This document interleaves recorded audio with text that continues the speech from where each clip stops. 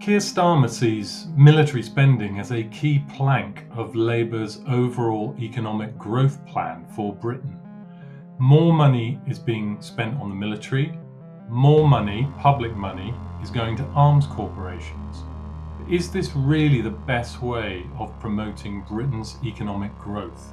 I spoke to Yanis Varoufakis, former Greek finance minister and world-renowned economics professor, asking him what he thinks of Labour's strategy to focus so much on military spending to promote economic growth. It's not just in the United Kingdom, it's across Europe. It's the revival of military Keynesianism. The idea that you will spur growth through investing in guns, in weapons, in missiles, in building up your army. Now, Mark, military Keynesianism can work. It worked under Hitler. Within 2 years, Hitler eliminated his unemployment problem and really raised living standards substantially. This is why he became so popular.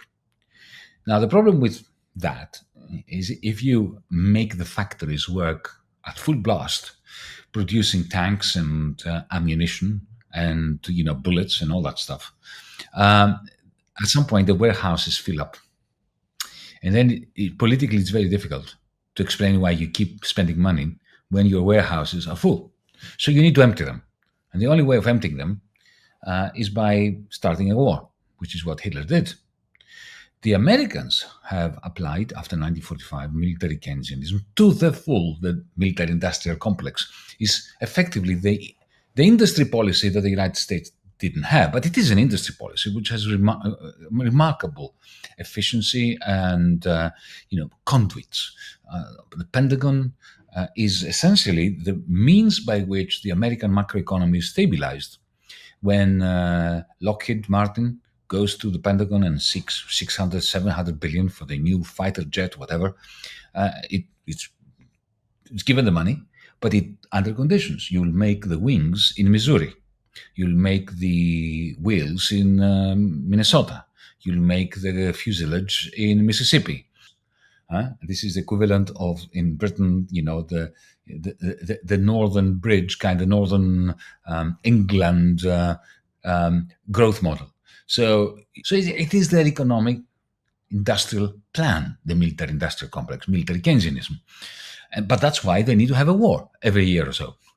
Vietnam, Iraq, Afghanistan, Ukraine. They have to have these wars in order to keep emptying their warehouses. Famously, after the end of the fighting during the first Gulf War, the first Iraq War, under Bush Sr., after Saddam had effectively signed a deal and had surrendered, we know now we have evidence from the Pentagon itself. There was an order to the American Air Force to go and throw all their cruise and Pershing missiles, fire them into the desert in order to buy new ones, in order to restock. Mr. Starmer, 2 questions for you. First, can you afford what the Americans are doing? No, you can't, because they have the power of the dollar. You don't have that. You have the pound, and you have Rachel Reeves trying to, cut the basic income support of disabled people in order to be able to reduce her public spending borrowing requirements. Let's say that you're going to, shift all your social funding away from schools, hospitals, and NHS, and you put it all into your military. Let's say that you do that. And you succeed in building up jobs and you start stocking up your warehouses with ammunition. Then what do? Then you have to start a war at some point. If you don't do that, then this growth spurt, even if it takes place for a year or two, it will die out. And all you will end up with is higher indebtedness. So are you going to do what the Americans are doing? Are we going to be starting a war every year or other year? If we don't do that, there will be no scope for military Keynesianism. So, to cut a long story short, military Keynesianism is misanthropic because it means you need new wars. Secondly, here in Europe and in the UK, we can't even do that. So essentially, Mr. Starmer, you are lying through your teeth and you are trying to come up. I mean, your desperation is so evident. You try to come up with a policy of growth, which is really absolutely nonsensical. It is founded on hot air. And just on that theme, Yamis, just to continue on that, I mean, how would you characterize Keir Starmer's policies in terms of what kind of impact they're having on ordinary people? I mean, you know the UK situation well. There's a lot of poverty in this country. There's a lot of inequality in this country. I mean, what sort of how is Starmer's policies going to improve things, or to what extent is the kind of policies that Labour is now promoting going to make things worse? I very much fear that the writing was on the wall even before they were elected. When Rachel Reeves announced before the election that she's dumping a very modest Green New Deal of something like £25 billion, that was clearly the declaration of defeat and surrender before they even won government. They don't even have the excuse that they got in, they tried it, they had problems. No, they got in not to try it. So when you get elected after so many years of Tory rule, you have a stagnant economy. You have an economy which, since Thatcher vandalized industry and replaced the engine of growth, was no longer manufacturing. And she replaced it with what? With financialization. So selling council houses.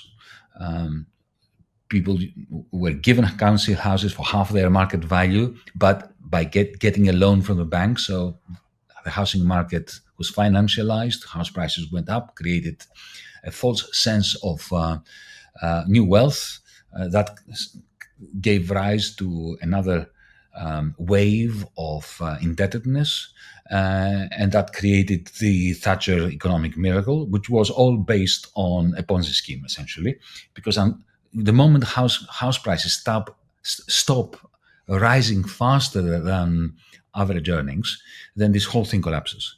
So you need to keep shifting money's value away from production, away from real stuff that is being created and good quality jobs and all that, to houses, to rent, going back to a kind of feudal era. This is the tragedy of post-Thatcher Britain.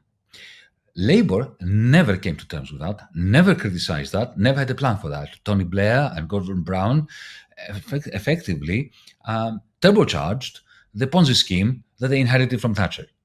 And we saw what happened in 2008. The whole thing collapsed. And then the Tories come in with Osborne, with this combination of money printing for the few, socialism for the bankers, and austerity for everyone else. You have 14 years of that. And now Keir Starmer comes in with no plan. He talks about growth, but this is simply hot air again. And there is no plan for investment in building up new forms of wealth that are not rent-seeking extensions of the existing Ponzi scheme. So, Mark, this readiness with which they ditch their own modest Green New Deal, together with another development, which for me, it is astonishing that it's not being discussed more in Britain. Let me ask you another big and maybe difficult question, Yanis, but I know you're used to addressing big and difficult issues. But it strikes me that at the moment there's a lot of frustration, certainly in the UK, around Europe as well. A lot of frustration, certainly about complicity in a genocide, but a lot of frustration on the left in the sort of progressive community, with the kind of rise of the far right and the seeming sort of lack of maybe new ideas coming forth to promote a kind of new progressive agenda. How do we need to work in order to build that progressive movement across Europe to bring about those democracies and good economies? Well, let's begin with the United Kingdom, because what you're asking for or referring to, the importance of having a progressive political, economic, social manifesto. We had that in the United Kingdom. In 2017, Jeremy Corbyn and his Labour Party put forward in that election a magnificent manifesto, which included provisions for a national savings and investment bank that would take liquidity from the City of London voluntarily, not confiscated, and channel it into productive investments. The idea that Labour, not the Labour Party, but workers, should share in the profits of large corporations. The idea even of a basic income. The idea of a Green New Deal. These were all in there. It was a magnificent manifesto. It's the reason why, despite the demonization of Jeremy Corbyn, he nearly won that election. And even in 2019, after, remember, the manner in which the Zionist lobby was enlisted by the Blairites in the Labour Party to bring Jeremy down and to demonize him as an anti-Semite, whom, Jeremy Corbyn, a man who spent all his life fighting racism, including anti-Semitism, and they brought it down. We at DiEM25, we were inaugurated in 2016, and we spent 2.5 years working on the Green New Deal for Europe. I'm very proud of that document. But unfortunately, Mark, it was shot down by the center-left. People from the SPD, the Social Democrats, from the Greens, even from left-wing parties like Die Linke and Podemos and so on, who had participated in putting together this Green New Deal. When it came to the elections, they did not disown it, but they ignored it. And then, of course, they were chewed up and spat out by the twin authoritarianism of the radical center and the radical ultra-right xenophobic neo-fascists. So this is the problem. It's not that we don't know what needs to be done. If you take the 2017 Labour Party manifesto and DiEM25's 2019 European manifesto in the European Parliament elections called the Green New Deal for Europe, if you bring these two, then I do believe that there is a wealth of good policies. We now have the policies. We know what needs to be done. But the politics is completely corrupt and in the pockets of an oligarchy, which is determined to drill when it comes to ending any chance of a green transition, and to shift funds from the social account to the military account and pursuing more wars. We need to fight them on the beaches, the proverbial beaches of political activism. Thanks very much, Yanis, for that fascinating discussion. And we'll continue to follow your work at DiEM25 and elsewhere. Look forward to working with you again in the future. And to everyone else, thank you for watching. Please subscribe to our YouTube channel. And if you can, please consider becoming a regular donor to Declassified UK, because it's your support that enables us to do this kind of work and to do our investigations. Thanks for watching.